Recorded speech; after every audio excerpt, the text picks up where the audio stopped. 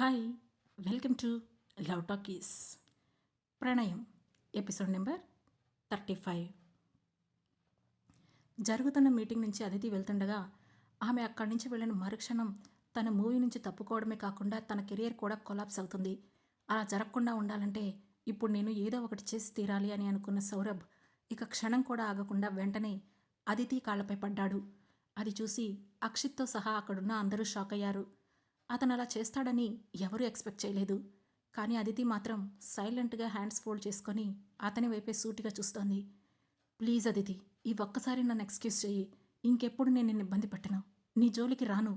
నా వర్క్ నేను చూసుకొని వెళ్ళిపోతాను. ప్లీజ్, నా కెరియర్ పడిపోకుండా నువ్వు మాత్రమే ఇప్పుడు నాకు హెల్ప్ చేయగలవు అని అన్నాడు. ఆ మాటతో అదితి తన డెసిషన్ తీసుకునే ముందు ఒకసారి అక్షిత్ వైపు చూసింది. అతను ఈ ఒక్కసారికి వదిలేయి అన్నట్లు కళ్ళు ఆర్పడంతో ఒక చిన్నపాటి నిరాశతో, ఓకే మిస్టర్ సౌరభ్, ఇంకెప్పుడు నా జోలికి రాకండి అని చెప్పి అక్షిత్ వైపు చూసి, నా సైడ్ నుంచి లాస్ట్ ఛాన్స్ ఇస్తున్నాను, ఇక మీ ఇష్టం అని మరో మాట మాట్లాడకుండా అక్కడి నుంచి వెళ్ళిపోయింది మేనక. ఆ మాటతో హ్యాపీగా పైకి లేచిన సౌరభ్ అక్షిత్ వైపు చూడగా, లిజన్ సౌరభ్, ఇదే నీకు లాస్ట్ ఛాన్స్. నాకు డబ్బు ముఖ్యం కాదు, రెప్యుటేషన్ ముఖ్యం. నీ వల్ల నా సినిమాకి ప్రాబ్లం అనుకుంటే లాస్ట్ సీన్లో అయినా తీసేసి వేరే హీరోని పెట్టుకుంటాను. అదితి మ్యాటరే కాదు, ఇక సోషల్ మీడియాలో నీ గురించి నెగిటివ్గా ఏ చిన్న న్యూస్ వచ్చినా ఇక నీకు ఇన్ఫామ్ చేయకుండా నిన్ను మూవీలో నుంచి తీసేస్తాను అని చెప్పి అక్కడి నుంచి లేచాడు. ఓకే సార్, ఇక నా వల్ల ఎలాంటి పొరపాటు జరగదు అని అన్నాడు సౌరభ్. అతని మాటను పట్టించుకోకుండా అక్కడి నుంచి వెళ్ళిపోయాడు అక్షిత్. ఆ వెనుకే మిగిలిన టీం కూడా ఒక్కొక్కరుగా వెళ్ళారు. దియా కూడా వెళుతూ వెళుతూ అతని వైపు చీత్కారంగా చూసింది. కానీ అవేవి పట్టించుకునే పొజిషన్లో లేడు సౌరభ్. అతను ఓ హీరోగా ఇక్కడి వరకు రావడానికి పడిన ఇబ్బందులు, అవమానాలు అన్నీ ఇన్నీ కావు. అలాంటిది అంత కష్టపడి బిల్డ్ చేసుకున్న తన కెరియర్ పోగొట్టుకోవడం అతనికి ఇష్టం లేదు. అందుకే ఇకపై జాగ్రత్తగా ఉండాలని ఫిక్స్ అయ్యి అక్కడి నుంచి వెళ్ళిపోయాడు సౌరభ్. మరోవైపు మీటింగ్ హాల్ నుంచి వెళ్ళిన మేనక కారులో వెళుతోంది. ఆమెకు సౌరభ్ని అలా వదిలేయడం ఇష్టం లేదు. కానీ అతను కాళ్ళు పట్టుకున్న తర్వాత కూడా తనను కాదు అంటే ఇప్పుడు అందరూ తననే బ్లేమ్ చేస్తారు. ఆ క్షణంలో ఆమెకు అదితిని ప్రేమ అనే పేరు చెప్పి మోసం చేసి బాధ పెట్టిన సౌరభ్ కెరియర్ స్పాయిల్ చేయాలని చాలా బలంగా అనిపించింది. కానీ తను అలా చెయ్యలేకపోయింది. నిజానికి తను అలా ఆగిపోవడం తనకే నచ్చలేదు. అందుకే దాని గురించి ఆలోచిస్తూ ఆమె అనీజీగా ఫీల్ అవుతుంది. ఇంతలో అక్షిత్ నుంచి, రిగ్రెట్ ఫీల్ అవుతున్నావా అంటూ మెసేజ్ వచ్చింది. ఆ మెసేజ్ చూసిన అదితి, వాడు నా విషయంలో చేసింది నేను అంత త్వరగా మర్చిపోలేను అని రిప్లై ఇచ్చింది. అయితే ఇప్పుడేం చేద్దాం అని అడిగాడు అక్షిత్. ఇంకా చేయడానికేముంది, అతను సేవ్ అయిపోయాడు. ఇక ముందు నాకు తెలిసి అతను ఏ పొరపాటు చేయడు. సో ఇక అతను సేఫ్ జోన్లోకి వెళ్ళిపోయాడు అని రిప్లై ఇచ్చింది మేనక. ఇక ఆ తర్వాత అక్షిత్ నుంచి ఎలాంటి మెసేజ్ రాలేదు. దాంతో ఫోన్ పక్కకు పడేసిన అదితి సీట్లో వెనక్కి వాలి కళ్ళు మూసుకునేసరికి, మేడం ఏమైంది, ఎందుకంత స్ట్రెస్ తీసుకుంటున్నారు అని అడిగింది పక్కనే ఉన్న సనా. అలానే కళ్ళు మూసుకొని, ఆ సౌరభ్ని పూర్తిగా డిస్ట్రాయ్ చేసే ఛాన్స్ మిస్ అయిపోయింది అని చెప్పింది మేనక. ఓ అదా, దీని గురించి మీరు ఇంకా ఎక్కువగా థింక్ చేసి ఎక్కువ స్ట్రెస్ అవ్వకండి. వాడు వేస్ట్ ఫెలో మేడం, ఖచ్చితంగా మీకు మళ్ళీ ఎక్కడో ఒక చోట దొరుకుతాడు అని చెప్పింది సనా. ఆ మాటతో కళ్ళు తెరిచి ఆమె వైపు చూసి, ఓకే, ఎంతకీ నువ్వు 100 ఆర్డర్ గేమ్కి ఎన్రోల్ చేసుకున్నావా అని టాపిక్ చేంజ్ చేస్తూ అడిగింది మేనక. లేదు మేడం, అది నేను చేయలేను, నాకు మీ అంత టాలెంట్ లేదు అని అంది సనా. ఓకే, కాంపిటీషన్కి ఎప్పటి వరకు టైం ఉంది అని అడిగింది మేనక. రేపే లాస్ట్ డేట్ మేడం అని చెప్పింది సనా. ఇంతలో హోటల్ రూమ్ రావడంతో ఇద్దరూ కార్ దిగి లోపలికి వెళ్ళారు. రూమ్లోకి వెళ్ళగానే డెస్క్ ఓపెన్ చేసిన మేనక ఒక స్కెచ్ తీసి సనాకి ఇస్తూ, ఇది కాంపిటీషన్కి పంపించు అని చెప్పింది. అది విన్న సనా ఆశ్చర్యపోతూనే ఆ పేపర్ తీసుకొని, ఓ మీరు ఆల్రెడీ స్కెచ్ రెడీ చేశారా అని అంటూనే ఆ స్కెచ్ ఓపెన్ చేసి చూసింది. అందులో మేనక డ్రా చేసిన బర్డ్ చూసి సనా ఆశ్చర్యంతో నోరు తెరిచింది. అది సరిగ్గా 100 ఆర్డర్స్ గేమ్ టీం కోరుకున్న క్యారెక్టర్కి సరిపోయినట్లు కనిపించడంతో పాటు చూడడానికి చాలా కొత్తగా కూడా ఉండడంతో సనా సంతోషంగా, మేడం ఈ స్కెచ్ ఆ గేమ్కి పర్ఫెక్ట్గా సెట్ అవుతుంది, నేను వెంటనే ఎన్రోల్ చేస్తాను మేడం అని ఉత్సాహంగా చెప్పింది. ఓకే, ఆ పని చూసుకొని ఇంటికి వెళ్ళు అని చెప్పి ఫ్రెష్ అవ్వడానికి వెళ్ళిపోయింది మేనక. ఓకే మేడం అని సనా కూడా ఆ స్కెచ్ తీసుకొని అక్కడి నుంచి హడావుడిగా వెళ్ళిపోయింది. కాసేపటికి మేనక ఫ్రెష్ అయి వచ్చి మిర్రర్లో చూసుకుంటూ ఉండగా అక్కడే సోఫాలో కూర్చొని మొబైల్ చూస్తూ కనిపించాడు అక్షిత్. దాంతో మిర్రర్లో నుంచి అతన్ని చూస్తూనే, లేడీస్ రూమ్లోకి వచ్చేటప్పుడు డోర్ నాక్ చేసి పర్మిషన్ తీసుకొని రావడం మినిమం కామన్ సెన్స్ అని చెప్పింది మేనక. ఆ మాటతో కళ్ళు మాత్రమే పైకెత్తి, మా పర్మిషన్ లేకుండా మా హార్ట్లోకి ఎంట్రీ ఇస్తున్న మీ లేడీస్కి ఉందా కామన్ సెన్స్ అని అడిగాడు అక్షిత్. ఆ మాటతో వెంటనే అతని వైపు తిరిగింది మేనక. అక్షిత్ కూడా నవ్వుతూ ఆమెనే చూస్తూ ఉన్నాడు. అతని చూపులో కనిపిస్తున్న చిలిపితనం, అల్లరి ఆమెను లోపలే అల్లాడిస్తుంటే, అతని చూపులు వలుపు బాణాల్లా గుచ్చుకుంటుంటే ఒక్క క్షణం పాటు తడబడిన మేనక పైకి మాత్రం అదేమీ కనిపించనివ్వకుండా, నాకు మీ దగ్గర ఒక జాబ్ ఇస్తారా అని సడన్గా అడిగింది. ఆ మాటతో నుదురు చిట్లిస్తూ, what, are you joking?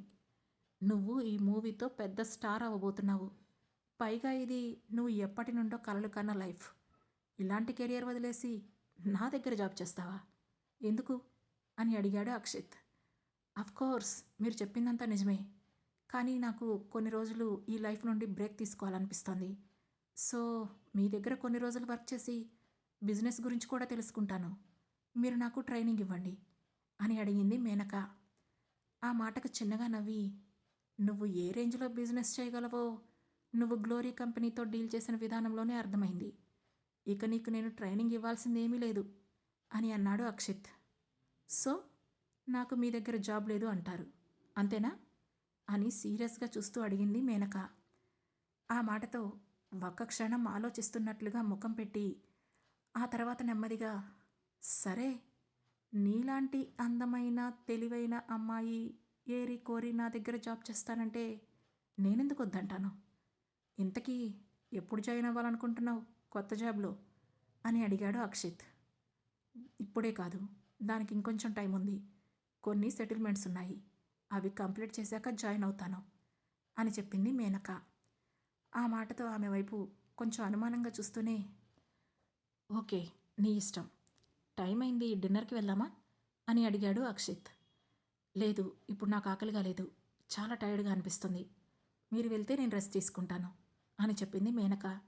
Okay, take care అంటూ కూర్చున్న చోటు నుండి లేచాడు అక్షిత్. ఇదేంటి, ఆకలిగా లేదంటే అంత సింపుల్గా వెళ్ళిపోతున్నాడు? ఇదేనా లవ్ అంటే అని మేనక మనసులో అనుకుంటూ ఉండగానే, నాకు చాలా ఆకలిగా ఉంది, నువ్వు నాకు కంపెనీ ఇవ్వచ్చు కదా అని అడిగాడు అక్షిత్. ఆ మాటతో వెంటనే ముఖాన్ని సీరియస్గా మార్చి, కుదరదు, ఇక మీరు వెళ్ళొచ్చు అని చెప్పింది మేనక. ఓకే, గుడ్ నైట్ అని కూల్గా అక్కడి నుంచి బయటికి వెళ్ళిపోయాడు అక్షిత్. వెళుతున్న అతని వైపే కోపంగా చూసి పళ్ళు కొరికింది మేనక. అతను అలా వెళ్ళిపోవడం ఆమెకెందుకో నచ్చలేదు. అలా అని అతని నుండి తానెందుకు ప్యాంపరింగ్ ఎక్స్పెక్ట్ చేస్తుందో తనకే అర్థం కావడం లేదు. బహుశా తనకు తెలియకుండానే ఆమె అక్షిత్తో పీకల్లోతూ ప్రేమలో పడిపోయిందనుకుంటా. ఆమె ఆ చిరాకులో ఉండగానే టింగుమంటూ మెసేజ్ సౌండ్ వినిపించింది. అది అక్షిత్ నుండి రావడంతో వెంటనే ఓపెన్ చేసి చూసింది మేనక. హోటల్ పైనే రెస్టారెంట్లో ఉన్నాను, ఫుడ్ కూడా ఆర్డర్ చేసేసాను. 10 మినిట్స్లో ఫుడ్ కూడా రాబోతుంది, త్వరగా వచ్చేయి అని ఆ మెసేజ్లో కనిపించింది. ఆ మెసేజ్ చూస్తూనే చిన్నగా నవ్వుకొని, వద్దన్నాను కదా అని తిరిగి టైప్ చేసింది మేనక. నువ్వు ఫుడ్ తినకుండా ఉంటే నువ్వు నిద్రపోలేవు, నువ్వు నిద్రపోలేకపోతే నేను కూడా నిద్రపోలేను. ఇదంతా అవసరమా, త్వరగా రా అని రిప్లై ఇచ్చాడు అక్షిత్. ఆ మాటతో ఇక తప్పదన్నట్లుగా లేచి రెస్టారెంట్కి వెళ్ళింది మేనక. ఆమె వెళ్ళేసరికి కళ్ళు మూసుకొని చైర్లోని వెనక్కి వాలి ఏదో దీర్ఘంగా ఆలోచిస్తున్నట్లు కనిపించాడు అక్షిత్. అది చూసి అతనేదో స్ట్రెస్లో ఉన్నాడని ఇట్టే కనిపెట్టేసిన మేనక, ఇప్పటికిప్పుడే ఏం జరిగింది, ఎందుకిలా అయిపోయాడు అని అనుకుంటూనే వెళ్ళి అతని ఎదురుగా కూర్చొని చిన్నగా దగ్గింది. ఆ శబ్దానికి కళ్ళు తెరిచి నార్మల్గా ఆమె వైపు చూసి చిన్నగా సరిగ్గా కూర్చుంటూ స్మైల్ ఇచ్చాడు అక్షిత్. ఏంటి ప్రాబ్లం అని అడిగింది మేనక. నథింగ్ అని భుజాలు ఎగరేశాడు అక్షిత్. నేను ఒక్కసారి అడుగుతాను అని అంది మేనక. ఆ మాటతో చిన్నగా నవ్వి, యాక్చువల్లీ నా వైఫ్ ఫ్యామిలీ మా ప్రాపర్టీ కోసం కోర్టులో కేసు వేశారు. అది రేపు ఫైనల్ హియరింగ్ అని చెప్పాడు అక్షిత్. ఓ, ఓకే. అవును, ఆ ప్రాపర్టీ అంతా నిజంగా మీదేనా లేదంటే మీ వైఫ్దా అని అడిగింది మేనక. ఆ ప్రశ్నకు ఒక చిన్న లుక్ ఇచ్చి, మేనక పేరు మీద ఉన్న బిజినెస్లన్నీ తను ఎర్న్ చేసింది, అవన్నీ తన కష్టార్జితం అని చెప్పాడు అక్షిత్. మరి అలాంటప్పుడు తన పేరెంట్స్కి ఇచ్చేయచ్చు కదా, ఎంతైనా కూతురు సంపాదించింది కాబట్టి వాళ్ళకి కూడా హక్కు ఉంటుందిగా అని అంది మేనక.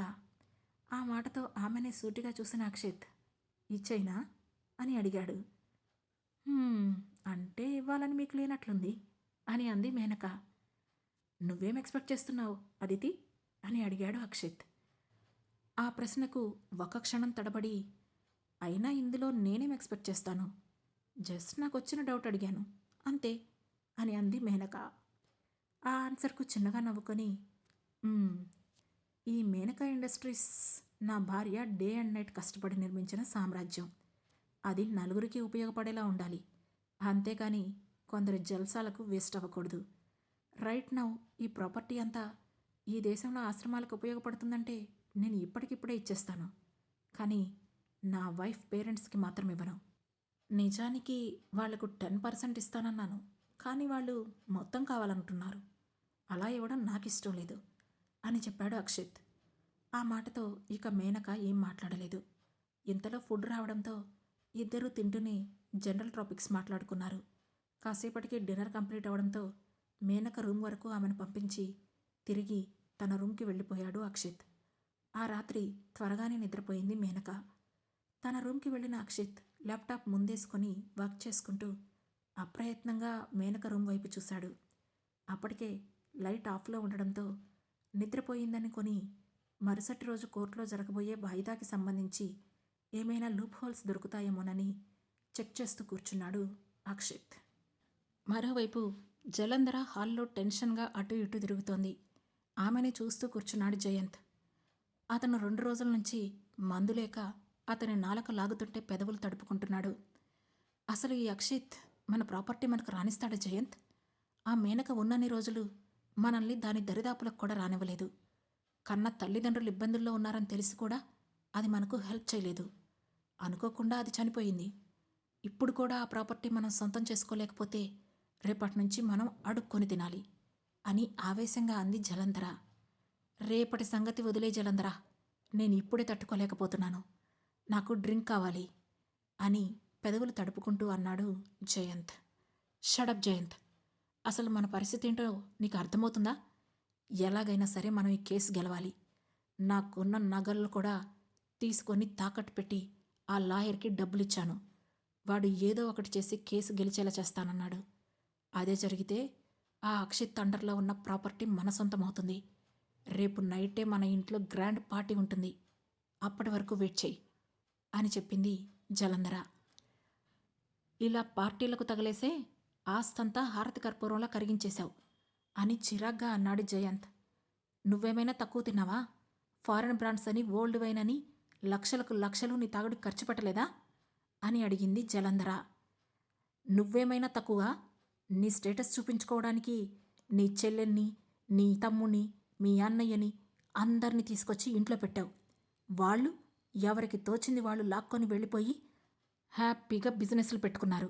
మనం మాత్రం ఇలా మిగిలిపోయాం అని విసుక్కొని బయటికి వెళ్ళిపోయాడు జయంత్. వెళుతున్న అతన్ని విసుగ్గా చూసి మరుసటి రోజు రాబోయే తీర్పు గురించి ఆలోచనలో పడింది జలంధర. మరోవైపు తన ఫ్లాట్లో డ్రింక్ చేస్తూ థింక్ చేస్తూ ఉంది అక్షిత్ చెల్లెలు దీపిక.